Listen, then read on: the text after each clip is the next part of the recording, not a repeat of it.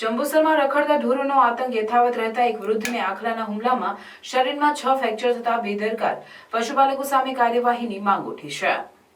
જંબુસરમાં રખડતા ઢોરો રસ્તા પર અડ્ડું જમાવી બેસવા સાથે ક્યારેક દોડાદોડી કરતા કે એકબીજાને શિંગડા ભેરવી યુદ્ધે પણ ચડતા હોવાના બનાવ બનતા રહે છે, જે લોકો બૂમો છતાં યથાવત રહેતા વધુ એક વૃદ્ધ રખડતા ઢોરનો ભોગ બન્યા છે, જેમાં ખાનપુરી ભાગોળ વિસ્તારમાં રહેતા 70 વર્ષીય મુર્તુજા મોહમ્મદ મિયા સૈયદ પર આખલાએ હુમલો કરી શિંગડે ભેરવતા ગંભીર ઈજા થઈ હતી। ઇજાગ્રસ્ત મુર્તુજા મોહમ્મદ મિયા સૈયદને સારવાર માટે જંબુસરની ખાનગી હોસ્પિટલમાં સારવાર માટે લઈ જવામાં આવ્યા હતા, જ્યાં તેઓને 6 જેટલા ફ્રેક્ચર થયા હોવાનું બહાર આવ્યું હતું। ઇજાગ્રસ્ત વૃદ્ધના પુત્ર ફરીદ મુર્તુજા સૈયદે તંત્ર દ્વારા નગરપાલિકામાં રખડતા ઢોરોને પાંજરે પૂરી પશુપાલકો સામે કડક કાર્યવાહી કરે તેવી માંગ કરી છે। ઘટના એ બનેલી છે કે મારા પપ્પા રોડ પર જતા હતા, આખલાએ ઉચકીને એમને ફેંકી દીધા, 6 પછલી ક્રેક છે।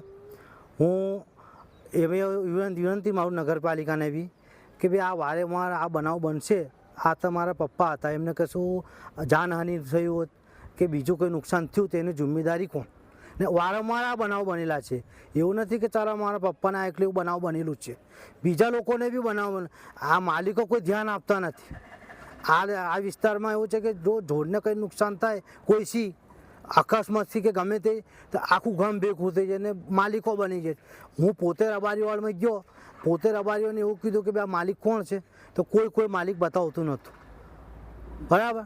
હવે અમે કંઈ કરવા જઈશું એને ચાલીશું તો બધા માલિક થશે।